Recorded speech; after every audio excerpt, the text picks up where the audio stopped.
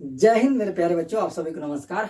तो आज के इस वीडियो में हम लोग पढ़ने वाले हैं पीएच वैल्यू यानी पीएच मान के विषय में, और पीएच इसके लिए चीज क्या होता है ये समझने वाले हैं। ठीक है, तो आज हम समझेंगे क्या होता है पीएच मान और क्या होता है पीएच स्केल। तो ठीक है, आइए समझते हैं। देखिए, सन 1909 ईस्वी में एक साइंटिस्ट थे, उनका नाम था सोरेनसन।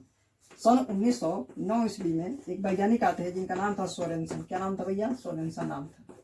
ठीक है, ये क्या करते हैं, ये जो है हमेशा लेबोरेटरी में प्रयोग करते थे। ये बियर शराब के मतलब कि एक तरह से फैक्ट्री था, उसमें ये काम करते थे। तो उसमें हाइड्रोजन प्लस आयन का जब मात्रा गड़बड़ हो रहा था, हाइड्रोजन आयन की मात्रा में जब गड़बड़ हो रहा था, तो उनको पता चल रहा था कि जो है उसका स्वाद थोड़ा बदल जा रहा है। यानी उससे उनको पता चला कि हाइड्रोजन प्लस आयन की मात्रा के कारण ही कोई विलियन जो है अपना स्वाद जब चेंज कर दे रहा है, तो इसका मतलब यह हुआ कि इसी के कारण जो है वो अपनी अम्लता गुण बना लेता है या फिर क्षारकता का गुण बना लेता है। ठीक है, तो बेसिकली जो बियर उबर होते हैं ना, शराब वराब, वो अम्लीय और क्षारीय प्रवृत्ति के होते हैं। ठीक है, तो उनको पता चला कि हाइड्रोजन प्लस आयन की संख्या में यानी कि उसकी मात्रा में जब गड़बड़ी हो जा रहा है तो स्वाद चेंज हो जा रहा है। इसका मतलब यह हुआ कि इसी के कारण जो है कोई ज्यादा खट्टा अम्ल होता है, कोई ज्यादा फीका अम्ल होता है, कोई खूब ज्यादा क्षारी होता है और कोई खूब ज्यादा मतलब कि कम क्षारी होता है। ठीक है, तो इसका मतलब सारा मामला जो है वो हाइड्रोजन प्लस आयन पर निर्भर है। तो उन्होंने क्या किया, उन्होंने कहा कि किसी भी अम्लता को पहचानने के लिए, उसकी अम्लता कितनी है यह पता करने के लिए हमें एक स्केल तैयार करना होगा। उन्होंने अपने दिमाग में सोचा, फिर उन्होंने क्या किया, कहा ठीक है स्केल तैयार करना है, पैमाना अगर बनाना है, पीएच पैमाना बनाना है। अभी बताएंगे पीएच क्या होता है। तो उन्होंने कहा कि अगर हमें पैमाना बनाना है कि कोई मतलब कि उसके सापेक्ष तुलना करके कि कोई अम्ल है या फिर क्षार है, तो इसके लिए हमें क्या करना पड़ेगा, सबसे पहले एक स्टैंडर्ड वो मतलब कि एक लिक्विड लेना पड़ेगा। स्टैंडर्ड लिक्विड करने का मतलब क्या हुआ, उनके दिमाग में यह सोचा कि एक ऐसा स्टैंडर्ड लिक्विड लिया जाए जिसमें जो है हाइड्रोजन प्लस आयन की मात्रा और उसके विपरीत जो माइनस में आयन हो उसकी मात्रा जो है बराबर हो। दोनों मिलकर न्यूट्रल हो जाएंगे तो वो विलयन उदासीन रहेगा। तो उदासीन विलयन के सापेक्ष अगर हमें उसमें हाइड्रोजन प्लस आयन की मात्रा पता चल जाए तो उसके सापेक्ष अन्य विलयनों के हाइड्रोजन प्लस आयन की संख्या का तुलना करके बता सकते हैं कि वह कितना ज्यादा अम्लीय या फिर क्षारीय है। ठीक है, तो इसलिए उन्होंने क्या किया, जल के मॉलिक्यूल्स को लिया। किसको लिया? जल के मॉलिक्यूल्स को लिया। पहले आप समझ लीजिए, पीएच का मतलब होता है, पीएच का मतलब होता है पोटेंशियल ऑफ हाइड्रोजन। क्या होता है? पोटेंशियल ऑफ हाइड्रोजन, यानी हाइड्रोजन प्लस आयन की मात्रा।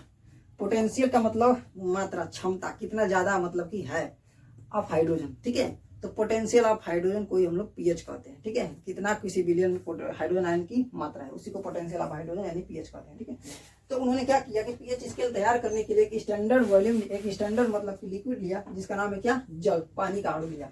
क्योंकि देखा कि पानी का स्वाद ना ही खट्टा होता है ना ही क्षारीय होता है। ठीक है, यह उदासीन होता है, फीका लगता है।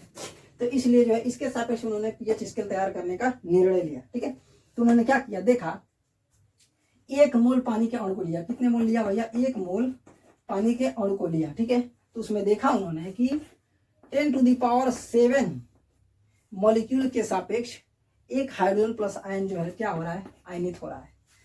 ऐसा क्यों होता है तो ध्यान समझिए, एक बात बताएं। देखिए, ये जो रूम टेम्परेचर होता है ना, 25 डिग्री सेल्सियस तापमान, तो पानी के अणु में से जो है कुछ मॉलिक्यूल्स ऐसे होते हैं जिनके पास पर्याप्त उष्मा होती है आयनित होने के लिए। थोड़ा सा तनिक की और उष्मा उनको मिल जाता है तो आयनित हो जाते हैं, यानी अलग अलग हो जाते हैं। H+ अलग हो जाएगा OH से। ठीक है, तो वही जो है कुछ कुछ ऐसे मॉलिक्यूल्स थे 1 मोल पानी में जिनको जो है पर्याप्त उष्मा मिल जा रहा था।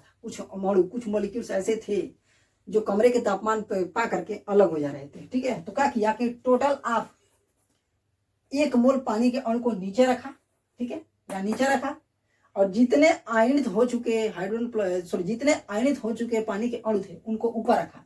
फिर तुलना करके जब उनका रेशियो निकाला तो 1/10⁻7 प्राप्त हुआ। इसका कहने का मतलब यह है कि जब 1 मोल पानी के अणु को नीचे रखते हैं और उसमें काउंट कर लेते हैं कितने आयनित हो चुके हैं, उन सभी अणुओं को ऊपर रखते हैं, जब रेशियो निकालते हैं तो 1/10⁻7 प्राप्त होता है। जिसका मतलब यह होता है कि प्रत्येक 10⁻7 जल के अणुओं के सापेक्ष एक अणु क्या हो रहा है, आयनित हो रहा है। उनको यह पता चला।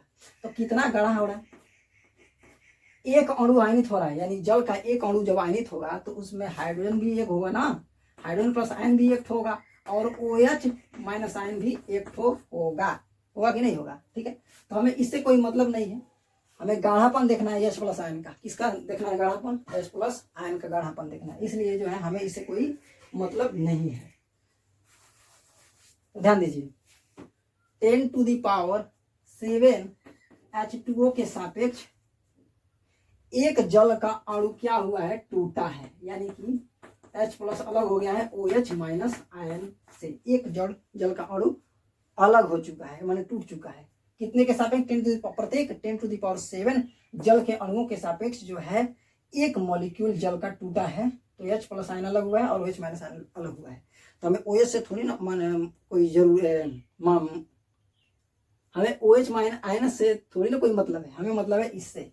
तो अगर ध्यान से देखा जाए तो प्रत्येक 10⁷ जल के अणु के सापेक्ष H प्लस आयन कितना है? एक अलग हो चुका है, आयनित रूप में है। तो कितना गाढ़ा है? अगर गाढ़ापन देखें, मतलब कि एक मोल में जो है H प्लस आयन कितना गाढ़ापन अपना दिखा रहा है, यानी कितनी मात्रा में रह रहा है। तो अगर पता करें तो कितना हो जाएगा भैया?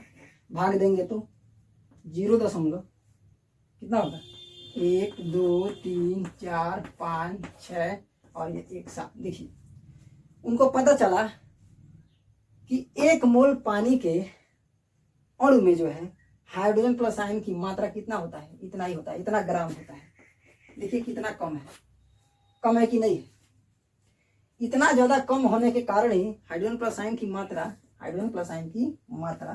यानी कि सांद्रता, हाइड्रोजन प्लस आयन की सांद्रता जो है इतना कम होने के कारण ही जो है उसका स्वाद हमें जल का स्वाद जो है हमें क्या लगता है? फीका लगता है, यानी कि कोई स्वाद उसमें नहीं आता है। आए समझ में? तो ध्यान दीजिएगा, यह मत समझिएगा 10⁷ जो है एक मोल जल के अणु है, नहीं। टोटल आप जल का अणु एक मोल लिया गया है, एक मोल नीचे रखा गया था और कुल गिना गया था कितने आयन अलग है, कितने मतलब जल के अणु अलग हो चुके हैं, टूट चुके हैं H प्लस और OH माइनस आयन में, उनको ऊपर रखा, रेशियो निकाला गया, तब पाएगा कि 10⁷ प्रत्येक 7 जल के अणुओं के सापेक्ष एक हाइड्रोजन प्लस आयन क्या हुआ है? पकड़ में आ रहा है, मतलब कि पकड़ में आ रहा है, पता चल रहा है। ठीक है, यानी हर 10⁷ जल के अणुओं के सापेक्ष एक पानी का अणु टूट चुका है जिसमें एक H प्लस आयन है और OH माइनस आयन है। तो OH माइनस आयन से हमें कोई मतलब नहीं है, हमें गाढ़ापन देखना है कि H प्लस आयन की कितनी गाढ़ापन है, मैंने हमें किसकी गाढ़ापन देखना है। गाढ़ापन का मतलब मात्रा देखनी है H प्लस आयन की ना। तो उनको पता चला कि हर 10⁷ जल के अणु के सापेक्ष एक जो है H प्लस आयन हमें पकड़ में आ रहा है, गाढ़ापन मिल रहा है। तो उसी गाढ़ापन को कैलकुलेट करके देखा गया तो पता चला कि हाँ इतना ही मात्रा है किसकी? H प्लस आयन की। ठीक है, तो इतना कम होने के कारण ही जो है हमें पानी का अणु क्या होता है? फीका लगता है। पानी को जब चख के देखते हैं तो ना ही वो अम्लीय होता है ना ही क्षारीय होता है। तब क्या कर दिया, इसी को उन्होंने जो है स्टैंडर्ड फॉर्म में ले लिया। कहा कि जब पानी के अंदर जो है H प्लस आयन की मात्रा जो है इतना होता है, यानी कि हाइड्रोजन प्लस आयन की सांद्रता 1/10⁷ होता है, तो क्यों ना जो है इसी को हम लोग स्टैंडर्ड रूप में ले लें और इसी से तुलना करके बताएं। अगर इससे ज्यादा किसी H प्लस आयन की सांद्रता आ रहा है तो वह ज्यादा अम्लीय होगा, अगर इससे कम आ रहा है तो वह कम अम्लीय होगा। तो इसी को स्टैंडर्ड फॉर्म में ले लिया, क्या समझाने के लिए? जो है अम्लीयता का गुण और क्षारीयता गुण बताने के लिए। अभी रुकिए बताते हैं, 1 मिनट मिटा दे इसे। तो भैया जल यानी कि न्यूट्रल पानी में कहने का मतलब क्या है? पानी का स्वाद न्यूट्रल होता है, ना ही वो स्वाद खट्टा होता है, ना ही उसका मतलब तीखा होता है, ना ही कड़वा होता है, ना ही वो अम्लीय होता है, ना ही क्षारीय होता है। तो उसमें हाइड्रोजन प्लस आयन की मात्रा कितना पता चला? 1/10⁷, यानी कि एक मोल जल का जब अणु लिया गया, ठीक है, तो उसमें कैलकुलेट करके हाइड्रोजन प्लस आयन की मात्रा पता किया गया कितना? 1/10⁷। फिर कहा जब पानी का स्वाद कुछ भी नहीं होता है, वो न्यूट्रल होता है, फीका होता है, तो इसका मतलब है कि 1/10⁷ यदि हाइड्रोजन आयन की सांद्रता हो रहा है तो वह न्यूट्रल होगा, कोई भी विलयन हो। ठीक है, लेकिन इससे यदि ज्यादा हो जाएगा तो वह अम्लीय हो जाएगा और इससे यदि कम हो जाएगा तो वह क्षारीय हो जाएगा। क्यों क्षारीय हो जाएगा? ध्यान दीजिए, देखिए किसी भी चाहे कोई भी, जैसे कि कोई भी विलयन हो, कोई भी सॉल्यूशन हो, जैसे कि मान लीजिए HCl या सोडियम हाइड्रोक्साइड इसका जलीय सोल्यूशन, इन दोनों का जलीय सोल्यूशन, दोनों में जो है H प्लस आयन की मात्रा पता चलेगा। कैसे? जब अम्ल को घोलेंगे पानी में जब घोलेंगे तो क्या होगा जानते हो? इसका H और इसका भी H मिल करके H प्लस आयन की संख्या कुछ बताएंगे कि नहीं बताएंगे। और इसको जब पानी में घोलेंगे तो यह OH अलग होगा और Hb जो है क्या होगा? टूटेगा। ठीक है, Hb टूटता है क्योंकि यह ध्रुवीय अणु होते हैं। सब समझ, इसकी बहुत बड़ी मतलब कि एक तरह से कहा जाए कहानी है, वो आगे समझेंगे। तो ध्यान दीजिए, जब इसको पानी के अंदर घोलेंगे ना, सोडियम हाइड्रोक्साइड को जब पानी के अंदर घोलेंगे तो सोडियम प्लस अलग हो जाएगा, OH माइनस आयन अलग हो जाएगा, तो यह OH मिल करके दुगना OH हो जाएंगे। ठीक है, और हाइड्रोजन आयन की संख्या कम हो जाएगी। और इनको जब घोलेंगे, जब इसको जो है HCl को पानी में घोलेंगे तो इसका H प्लस और जल का H प्लस मिल करके H प्लस संख्या कितनी हो जाएगी? दुगना हो जाएगी, लेकिन OH माइनस की क्या हो जाएगी? संख्या कम हो जाएगी। तो सोरेनसन जो साइंटिस्ट थे ना, उन्होंने केवल और केवल किसी भी विलयन की अम्लीयता और क्षारीयता बताने के लिए केवल और केवल स्टैंडर्ड फॉर्म किसका लिया? हाइड्रोजन प्लस आयन की सांद्रता का लिया। उन्होंने कहा कि हम केवल और केवल हाइड्रोजन प्लस आयन की संख्या गिनकर पता करेंगे कि कोई भी विलयन जो है अम्लीय है कि क्षारीय है। चूंकि उन्होंने कहा कि किसी को भी अम्लीयता और क्षारीयता का पता करने के लिए पहले उसको जल में घोलेंगे, तो बस क्या करना है? काउंट करना है कि किसमें H प्लस आयन की संख्या कितनी आ रही है, उसके सापेक्ष, उसके आधार पर ही हम बताएंगे कि वो अम्लीय है क्षारीय है। ठीक है, तो देखा उन्होंने सांद्रता के हिसाब से यदि चलेंगे, सांद्रता मतलब मात्रता के हिसाब से, कॉन्सेंट्रेशन के हिसाब से चलेंगे, तो यदि किसी विलयन के जलीय विलयन में, किसी सॉल्यूशन के जलीय विलयन में H प्लस आयन की सांद्रता 1/7 से 1/10⁷ से ज्यादा हो रहा है तो वह अम्लीय होगा, और इससे यदि कम रहा है तो वह क्षारीय होगा। लेकिन इससे जो है वैज्ञानिक जो है कंफ्यूज हो रहा है, मतलब कि कैलकुलेशन में थोड़ा गणना करने में अच्छा नहीं लग रहा था। तो फिर उन्होंने कहा, सोल्यूशन ने फिर दिमाग लगाया, कहा कि हाँ बात सही है, मान लो इसको अगर भाग देंगे तो हमें यह मिल रहा है 0.0000345 और 7।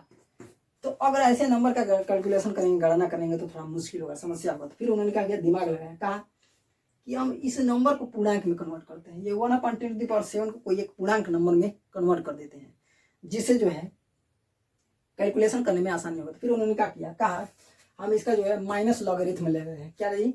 Minus logarithm. जब इसका माइनस लॉगरिथम लेंगे ना, माइनस लॉगरिथम करने का मतलब क्या है? माइनस लॉग जब इसका हम लोग ले लें, इसका भी माइनस लॉग ले लें, माइनस लॉग जब इसका ले लेंगे ना, जानते हो क्या होगा? तब ये एक पूर्णांक संख्या में कन्वर्ट हो जाएगा। देखिए कैसे हम इसको कन्वर्ट करके दिखा रहे हैं। देखिए,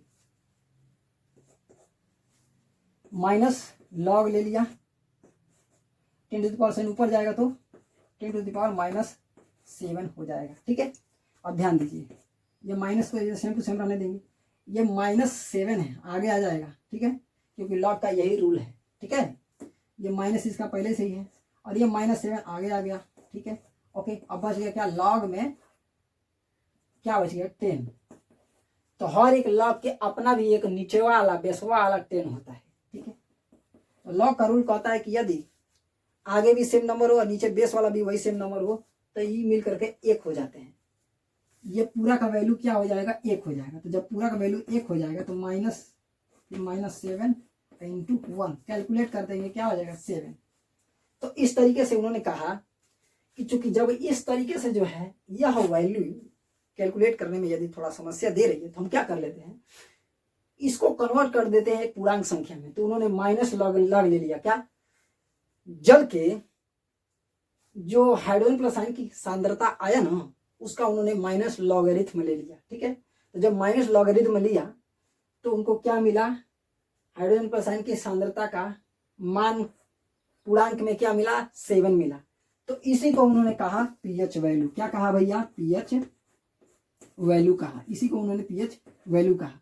अब इसके सापेक्ष जो है किसी भी विलयन की अम्लीयता और क्षारीयता बताना बड़ी ही आसान हो गया। फिर उन्होंने कहा कि देखो बबुआ, अगर पीएच वैल्यू 7 से कम आ रहा है तो इसका मतलब जो है उसमें हाइड्रोजन प्लस आयन की सांद्रता क्या है? ज्यादा है, तो वह अम्लीय हो जाएगा। देखिए कैसे, जब मान लीजिए पीएच वैल्यू 7 से कम आएगा तो हमेशा यहाँ पाया जा रहा है किसी भी विलियन में हाइड्रोजन प्लस आयन की सांद्रता 10 टू द पावर माइनस में कोई नंबर आ रहा है, ठीक है। तो यदि किसी विलियन के पीएच वैल्यू 7 से कम है, जैसे मान लीजिए 10 टू द पावर -3 है, तो उसकी हाइड्रोजन प्लस आयन की सांद्रता ज्यादा हो जाएगा। देखिए कैसे ज्यादा हो जाएगा, देखिए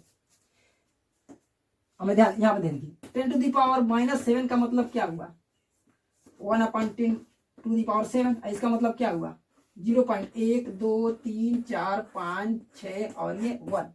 देखिए और 10 टू द पावर -3 का मतलब क्या हो जाएगा, ध्यान दीजिएगा 10 टू द पावर -3 का मतलब 1/10 टू द पावर 3। इसका मतलब क्या है कि 0.123। अब बताइए यह ज्यादा है कि यह ज्यादा? अब इसलिए यह ज्यादा है क्योंकि यह जो है दशमलव के बाद 7वें स्थान पर 1 है। इसका मतलब जो 1 का ढेर सारा टुकड़ा किया गया है, तो लास्ट वन में मतलब मिल रहा है। मतलब ये सबसे छोटा चीज है, ये कम है, छोटा नंबर है।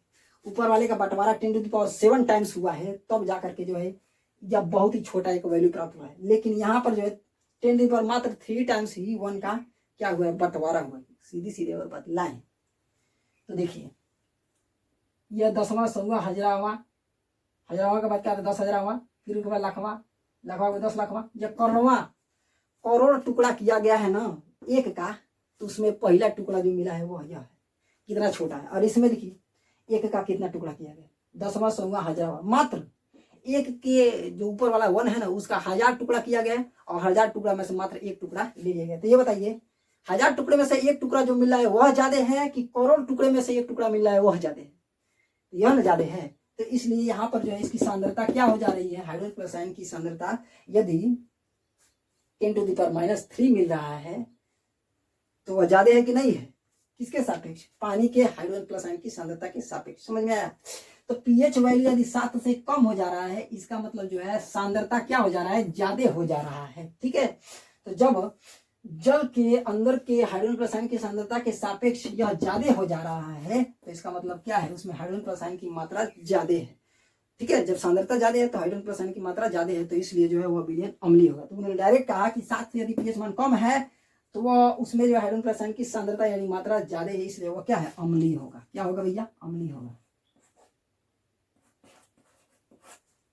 और यदि 7 से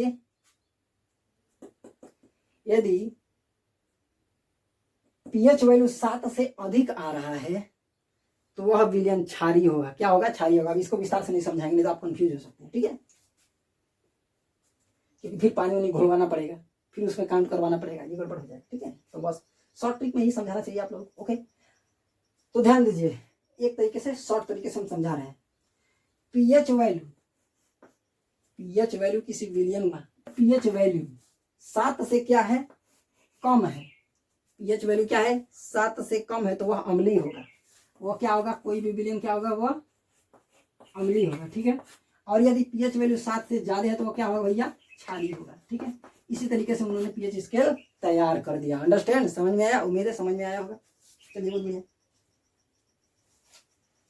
अब सांद्रता पर कहाँ पर लोग कंफ्यूज हो सकते हैं, आप ध्यान दीजिए। जैसे हमने क्या कहा 1/10 टू द पावर 7, यदि सांद्रता इससे अधिक है, इससे अधिक होने का मतलब क्या, कुछ इस प्रकार से 10 टू द पावर 2, इससे अधिक हुआ कि नहीं हुआ, उसके बाद 10 टू द पावर 3, उसके बाद 10 टू द पावर 4, ये सब जो है ना ये इससे ज्यादा है। ये सांद्रता अगर कहेंगे तो इस रूप में हम कह रहे हैं, इस फॉर्म में कह रहे हैं, ठीक है। और यदि पीएच वैल्यू कहेंगे तो इस रूप में कहेंगे। 7 से ज्यादा वैल्यू ज्यादा है, जैसे 8 है, 9 है, 10 है, ठीक है, तो वह क्षारीय प्रवृत्ति क्या होगा, क्योंकि उसमें हाइड्रोजन प्लस आयन की संख्या की मात्रा क्या हो जाएगी, कम हो जाएगी, ठीक है। और इससे कम कहने का मतलब क्या हुआ कि जो है 5 कहना, 4 कहना, 3 कहना या 2 कहना, फिर 1 कहना, ठीक है। तो इसका मतलब जो है उसमें जो है हाइड्रोजन प्लस आयन की मात्रा क्या हो जाएगा, ज्यादा हो जाएगा, तो वह अम्लीय हो जाएगा, ठीक है। तो पीएच वैल्यू 7 से कम तो अम्लीय, पीएच वैल्यू 7 से ज्यादा तो क्या हो गया, क्षारीय, ओके। तो इतना ही सारा खेल था। क्या पीएच स्केल क्या होता है, पीएच वैल्यू क्या होता है, ठीक है, आया समझ में? चलिए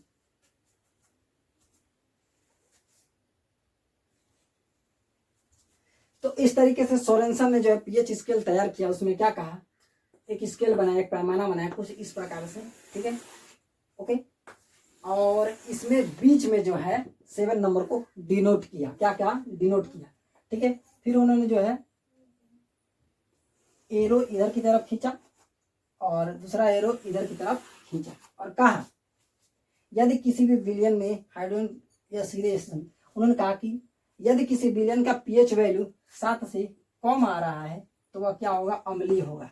क्या होगा, अम्लीय होगा। वह विलयन क्या होगा भैया, अम्लीय होगा।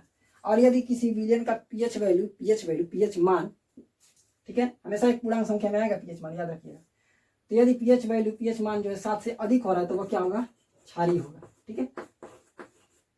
जैसे कि मान लीजिए अगर पीएच वैल्यू क्या आ रहा है, 8 आ रहा है, 9 आ रहा है, 10 आ रहा है, 11 आ रहा है, 12 आ रहा है, तो इसका मतलब क्षारीय होगा। और 7 से यदि कम आ रहा है, जैसे कि मान लीजिए 6 आ गया, 5 आ गया, 4 आ गया, 3 आ गया, 2 आ गया, 1 आ गया, तो वह क्या होगा, अम्लीय होगा, ठीक है। क्या होगा, अम्लीय होगा। यानी कि क्योंकि हम जानते हैं कि 7 पर तो भैया उदासीन रहेगा, नहीं अम्लीय होगा नहीं क्षारीय होगा। इससे यदि पीएच वैल्यू कम आने का मतलब क्या हुआ कि भैया इस तरीके से आना, इस तरीके से आना, इस तरीके से आना, इस तरीके से आना। यह सब सांद्रता जो है इस वाले सांद्रता से अधिक है। यहां जो हाइड्रोजन प्लस आयन की मात्रा है उससे अधिक मात्रा इसमें मिल रहा है, इसलिए यह अम्लीय होगा, ठीक है। और देखिए पीएच वैल्यू 7 से अधिक आने का मतलब क्या हुआ, ध्यान समझिए,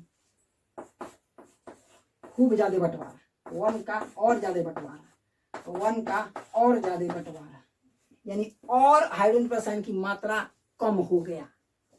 हाइड्रोजन प्लस आयन की मात्रा कम हो गया और जल में उसको घोले हैं तो हाइड्रोजन प्लस आयन की मात्रा कम, तो OH माइनस की अधिक मात्रा, तो इसलिए वो विलयन क्या है, क्षारीय है। और अब इसके ऊपर हमें और विस्तार से नहीं समझाएंगे, नहीं तो आप लोग सोच में कंफ्यूज जाएंगे। ओके, ये तो समझ चुके हैं क्या होता है पीएच, क्या होता है पीएच वैल्यू और क्या होता है पीएच स्केल। अंडरस्टैंड, तो हम बता दे रहे हैं शॉर्ट तरीके में। पीएच क्या होता है, तो भैया potential of hydrogen, hydrogen plus ion की सांद्रता को पीएच कहते हैं। शॉर्टकट में क्या कहते हैं, पीएच कहते हैं। पीएच का मतलब potential of hydrogen. PH value क्या होता है, पीएच मान क्या होता है, तो किसी विलयन में हाइड्रोजन प्लस आयन की सांद्रता यानी कॉन्सेंट्रेशन का माइनस लॉगरिथम से जो पूर्णांक संख्या प्राप्त होता है उसी को पीएच मान, पीएच वैल्यू कहते हैं। और पीएच स्केल क्या होता है तो हम देख ही रहे हैं, इसी को हम पीएच स्केल कहते हैं। अंडरस्टैंड। चलिए अब हम लोग समझ लेते हैं कि एक यूनिवर्सल सूचक क्या होता है, यानी सार्वत्रिक सूचक क्या होता है।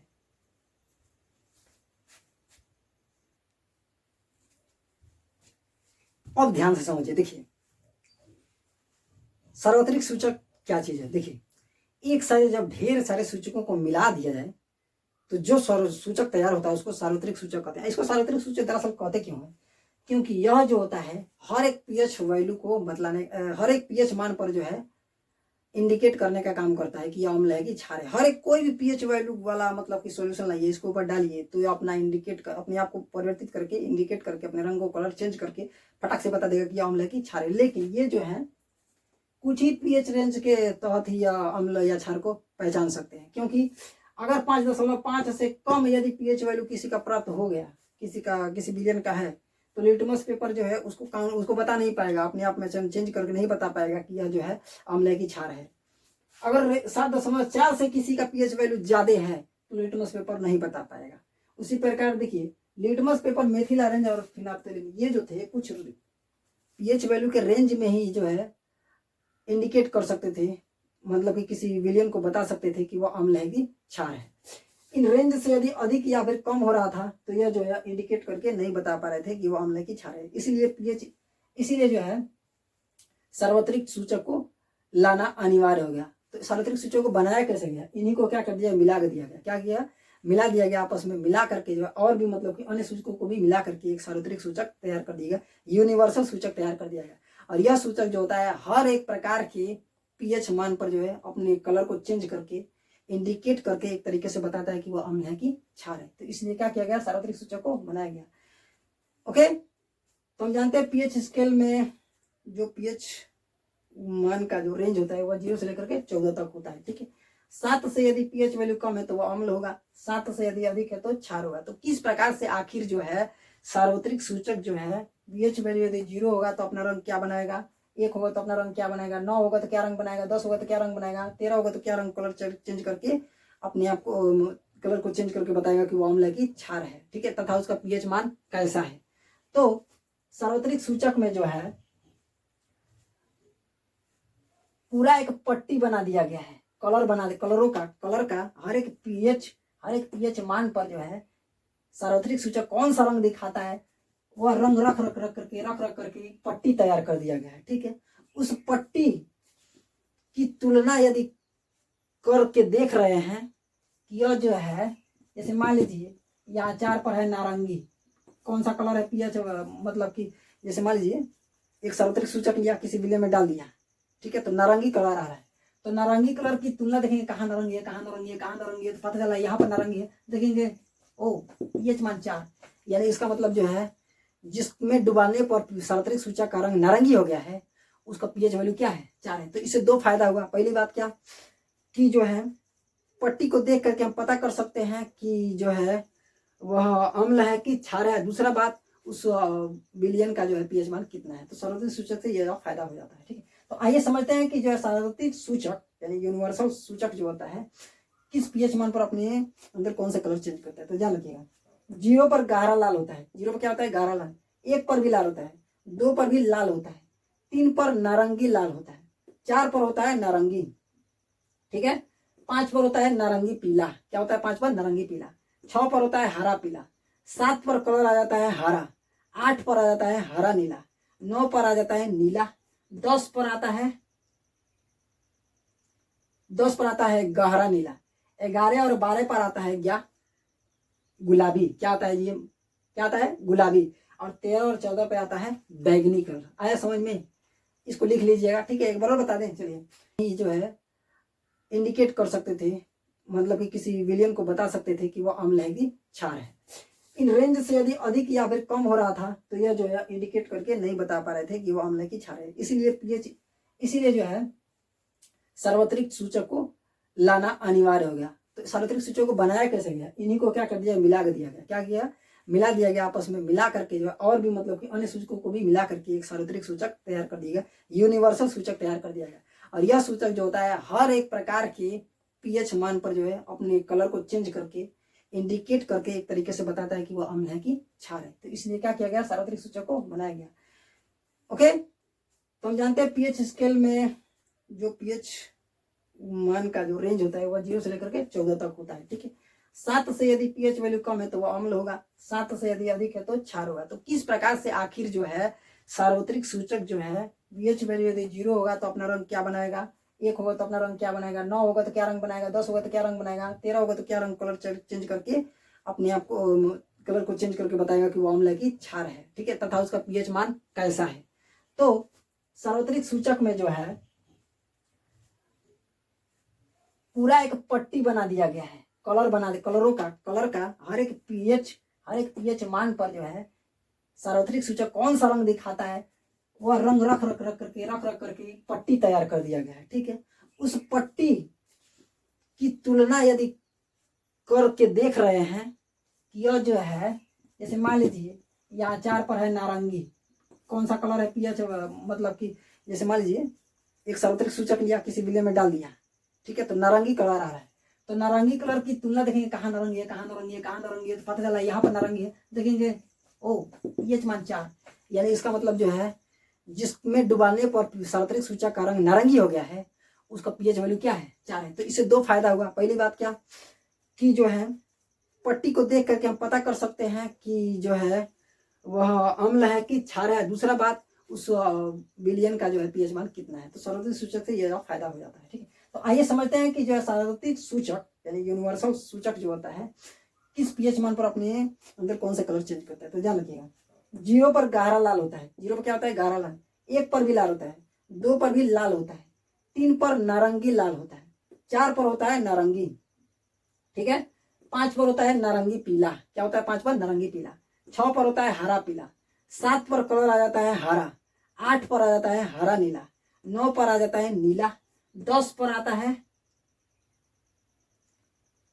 है गहरा नीला, 11 और 12 पर आता है क्या गुलाबी, क्या आता है ये, क्या आता है गुलाबी, और 13 और 14 पे आता है बैगनी कलर। आया समझ में, इसको लिख लीजिएगा, ठीक है। एक बार और बता दें, चलिए 0 पर क्या होता है गाढ़ा लाल, 1 पर होता है क्या भैया लाल, 2 पर भी होता है लाल, 3 पर होता है नारंगी लाल, 4 पर होता है नारंगी, 5 पर होता है नारंगी पीला, 6 पर होता है हरा पीला, 7 पर होता है हरा, 8 पर होता है हरा नीला, 9 पर होता है नीला, 10 पर होता है गाढ़ा नीला, 11 और 12 पर गुलाबी, 13 और 14 पर बैंगनी कलर दिखाता है कौन सार्वत्रिक सूचक। ठीक है, तो इन पीएच वैल्यू पर अपना यह रंग कलर चेंज करके इंडिकेट करके एक तरीके से बताता है कि वह अम्ल की क्षार है। ठीक है, ओके। तो हम जानते हैं 7 से कम यदि है तो उसकी पट्टिका का कलर देख लेंगे, उसके हिसाब से बताएंगे कि वो अम्ल की क्षार है।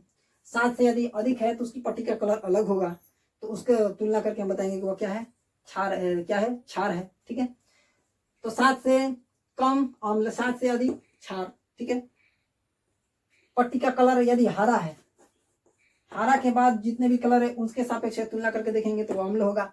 हरा के बाद जो कलर दिखाया गया है उसमें अगर कोई कलर मिल गया किसी सॉल्यूशन में डुबाया हमने सार्वत्रिक सूचक को, तो देख करके पता कर लेंगे, यदि इसमें से कोई कलर मिल गया तो कहेंगे वो क्या है क्षार है। ठीक है, तो इस तरीके से ये होता है सार्वत्रिक सूचक। तो ये इतना ही तक सारा चीज समझना था कि पीएच क्या होता है, पीएच स्केल क्या होता है, सार्वत्रिक सूचक क्या है, ये समझ चुके हैं हम बढ़िया तरीके से, बेहतरीन तरीके से, और उम्मीद है आप लोगों को समझ में आया होगा। तो अब मिलते हैं हम लोग नेक्स्ट वीडियो में, तब तक लिए जय हिंद जय भारत।